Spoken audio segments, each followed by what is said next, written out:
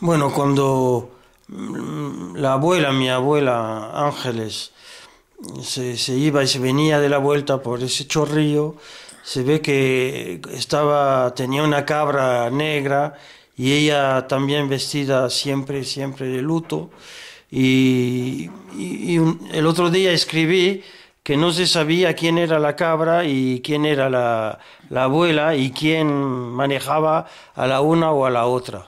¿Qué me querías decir sobre ese tema? Resulta que Paco me decía, la mamá no debía de irse sola a la huerta, que está muy débil y a lo mejor le va a pasar cualquier cosa. Y entonces, para medio litro de leche que necesitamos, no necesitamos tener cabra. Pero luego yo me di cuenta el por qué iba a la huerta. Ella iba por la mañana... De la placeta del Pilar. Al chorrillo para por abajo. El chorrillo, sí. Y a la huerta del olivar, estábamos cerca de la carretera. Y allí ella iba con la cabra a media mañana, la ataba y le ponía el sitio donde estaba, que no había mucho sol, que ella sabía, y que había la hierba tierna, en fin. Y la dejaba y le decía, Ana, hasta luego, ya vendré a buscarte. Y luego volvía otra vez, pero volvía temprano por la tarde con un libro. Se sentaba al lado de la cabra y le decía, fea, que eres mala, que no has comido nada. Estabas esperando que yo viniera porque veía que él no había tocado la hierba. Y la cabra se ponía a comer entonces, ¿eh? Y luego, pues es cuando tú dices que íbamos a buscarla cuando estuvimos allí y que llevaba una varita en la mano, una varita fina, y le daba así un poco en el lomo y decía, ¿ves? Si me quiere, que le pego y no brama, ¿sabes? Era así, ¿eh? Voilà. Y Paco estaba siempre asustado porque decía, un día le va a pasar alguna cosa. Y voilà. Y me acuerdo que el uno por el otro. Nos poníamos debajo de un albaricoquero que viene una vecina y nos dice, tía Ángeles, llene usted el brazal lleno de albaricoques, vayan a cogerlos, porque había un gran albaricoquero en el bancal de arriba. Y fuimos con Carmela y cogimos 2 cubos llenos, porque dice, van a echar el agua y se los llevará. Y entonces yo le digo a mi madre, mamá, ¿por qué no hacemos un poco de confitura con esta fruta? Y dice, eso será para los cerdos, porque el azúcar está muy cara. Sí. Y yo decía, madre mía, si lo hubiéramos pillado esto... Te hablo de los huesos de ese albaricoquero. Sí, bueno, los huesos. Que era como una almendra. Uy, ¿No te acuerdas? No me acuerdo muy bien. Sí. Y le gustaba a ella, yo me acuerdo cuando era niña, en fin, que cogía un cachito de pan, uno del pan, que lo hacía ella, que fuese corteza, que fuese no sé cómo se dice ya, la punta de la barra. Y se iba a la huerta en el momento donde eran los higos y le gustaba a ella comerse el pan con higos.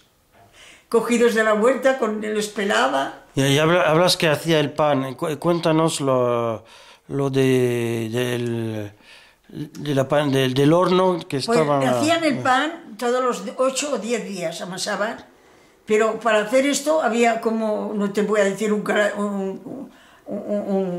archivo, sino que ya palabraban qué día puedo amasar, a qué hora de cocer, en fin, todo eso lo sabía. Sí, y entonces era el horno de las morenas. Sí, pero ¿quién lo amasaba? Mi madre. ¿Tu madre o tu abuela? No, la madre, mi madre. Y me acuerdo que había la artesa, que era el aparato donde...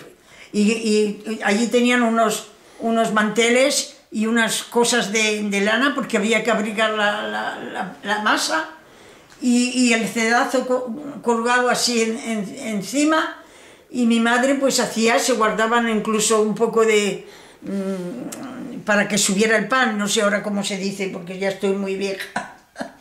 La cuestión es que venía una de las morenas, una era la que cocía y la otra era la que carreaba el pan, y llevaban, tenía como un rollo de ropa, se lo ponía en la cabeza y se cargaba la tabla que estaba llena de pan, todo tierno, cubierto con un mantel y con eso, y subía a la cuesta. ¿Cómo podía esa mujer llevar eso? Sí, que es la cuesta nuestra y el cantillo, y la otra hasta el horno, que no estaba muy lejos, por eso. Sí, la cuesta que sube Que derecho sube para arriba, del Cantillo para arriba. para la que calle llega, Depósito Viejo. Sí, Voilà. que ahora te expliqué Sí. que esa casa la tienen una familia de gitanas, A ver. no me acuerdo, Y ahora te voy a decir otra cosa. los Garrullas, no. Ahora te voy a contar otra cosa porque me acuerdo de repente. No, Cuando nos teníamos que ir, que nos esperaba la familia de los Corellas, de la hija del tío Raspa, sí. en Lyon. En 1924. Pues mi madre ella se quedó con la abuelita, no, con Rogelio y Paco. Y Encarna, la abuelita y yo, nos fuimos en segundo, o sea que mi madre fue en tercera vez, porque quedó para dejar todo arreglado. Sí, Los papeles, primero fue Juan a Lyon y después... la abuelita, Encarna y yo. Sí. Y por eso hicimos una estancia en Barcelona para los papeles de pasaporte y todo. Y ahí en Barcelona, ayudados por el tío José Manuel Calores. por el padre de Luis el Gacho. Claro, porque sabíamos que estaba allí. Y es seguramente ahí que se conocieron con... No, se fue más tarde. Más tarde, con Más Encarna. tarde. Bueno, vale. La cuestión es que mi madre pues se quedó para dejar en las solanas, había arcas muy grandes de madera y allí metieron lo que querían guardar. Ropas, muchas ropas que había, cobertores de lana, todos los aperos de la matanza, los lebrillos, todo.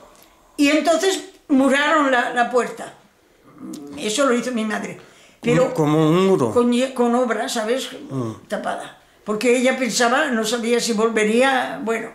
Entonces mi tío Rogelio se quedó encargado de todo. Tu tío, pero mi madre... El padre del capitán, bueno, el hermano mayor de... Bueno, y mi madre tenía la burra de Paco. La burra que se habían comprado cuando Paco empezó a marchar con las muletas.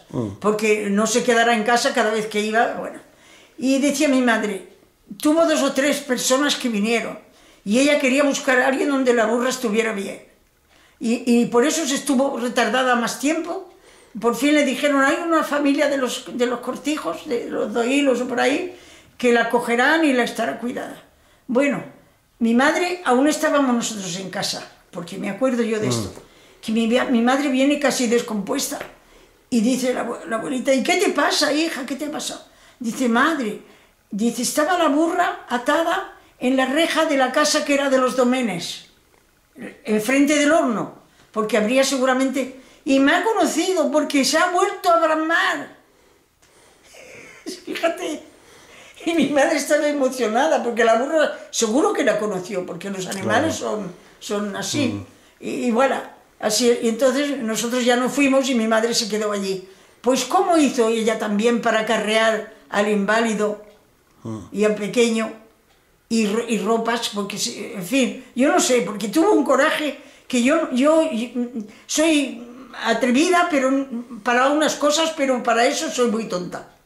Para hacer un viaje, llevar cosas y como soy nerviosa, no sé. Pero ella, no sé cómo hizo, pero mira, llegó hasta León con sus colchones y sus ropas y todo. El inválido y el pequeño. Y el inválido y el pequeño que tendría pues, 7 o 8 años.